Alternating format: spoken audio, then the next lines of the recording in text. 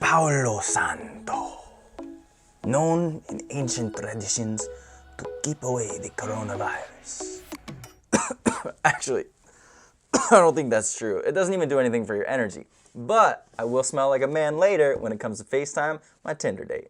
What's up, everybody? It's your man Pots and Pans. We back up in the kitchen with a brand new edition. Last week I gave you them secrets, you know, that sweet nasty, that tasty gravy, you feel me? But today I got bonus tips for you. To keep the recipe videos short and sweet, you know, err on the side of brevity, unlike what I'm doing right now, I left a lot of the secrets out. But today I got 10 tips, okay, that are gonna help you not only in your meatball prep, but all of your prep in general. So, without belaboring the point, let's fly right through these 10 tips.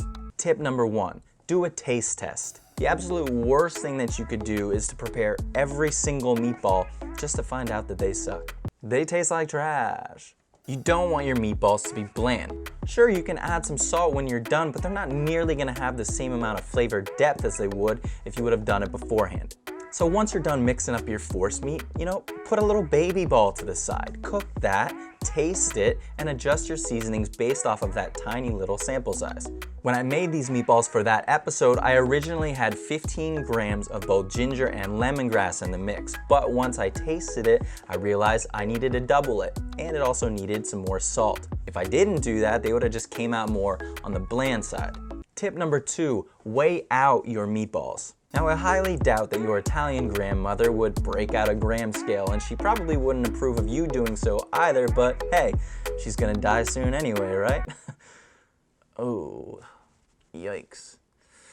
In this political climate, editor, do you think we should remove that joke? Yeah, because of the whole corona thing.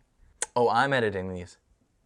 All right, we're keeping it. Now, for consistency's sake, I think you could use the disher like you see me using here, but I think you should take it a step further, especially if you're a beginner, and use a gram scale. Weighing out everything in grams, just like this entire recipe was formatted, is way easier, and it's way easier to scale, way easier to understand how many amounts of ingredients you need, rather than going from, like, you know, cups to volume to weight to this and that. Who cares? I wonder our world is divided. We can't even agree on a measurement system. Plus, this helps if you're feeding a bunch of people. You know, you could reverse engineer the cook, make sure you buy enough products so that you could feed every single person with the same amount of proportions. Tip number 3, wrap that scale in plastic wrap. This will save you time and frustration and probably extend the lifespan of your scale.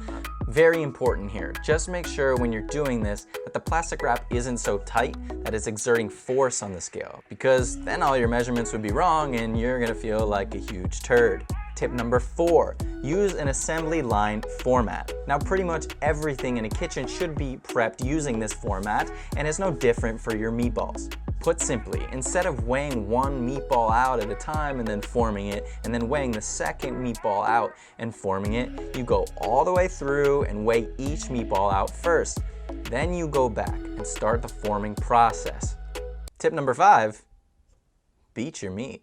Now that it's time to formulate your meatballs, it's really important that you don't get lazy on this step. Listen, I know that there's a ton of jokes to be had here, but I need you to know that I'm serious about this, okay? This is not a laughing matter. If you don't pack them tight enough, you're gonna lose a lot of juice, fat, ergo flavor vis-a-vis concordingly, and your meatballs are just not gonna be as good. You really gotta pound your meat like it's your job.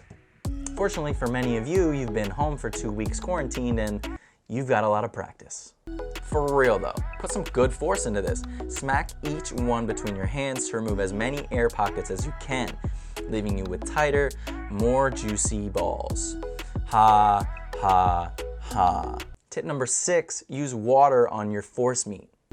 As you're making your way through your mix, your hands are gonna get real cakey from all the fat, and it makes it hard to handle the meatballs and keep them well formed. So by keeping a small container of water on the side, you're doing 2 things. 1, you're keeping your hands clean so you can continue to work fast. And even more importantly, number 2, for reasons I can't explain, because I'm not a scientist, the water actually seems to interact with the meat in such a way that it helps seal all of the abnormalities and cracks. This will also keep your meatballs from losing all of its juices and lock that flavor in. Tip number 7, use cast iron. I know, shocker. I'm using cast iron in another one of my videos. They're just so darn versatile.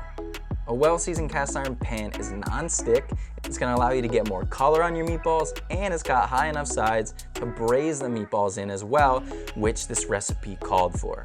Moving on to tip number 8, place your items in the pan sequentially. This is a great tip for any time you're searing off many items at once. Instead of just throwing the meatballs in there haphazardly like a jabroni, drop your ingredients into the pan in a clockwise direction.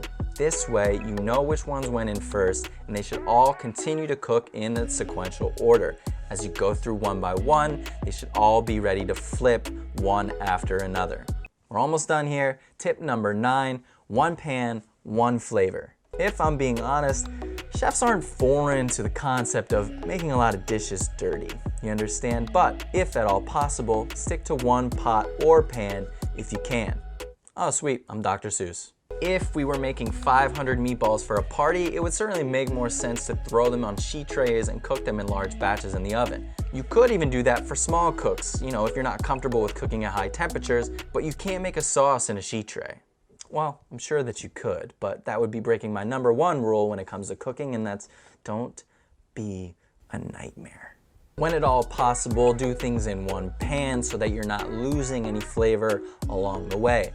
One pan, one flavor. Tip number 10, last but certainly not least, don't overboil your sauce. When your meatball recipe calls for a sauce that contains some form of fat, coconut milk in this case, be very careful not to overboil it as it reduces, or the sauce will probably break, or in other words, separate.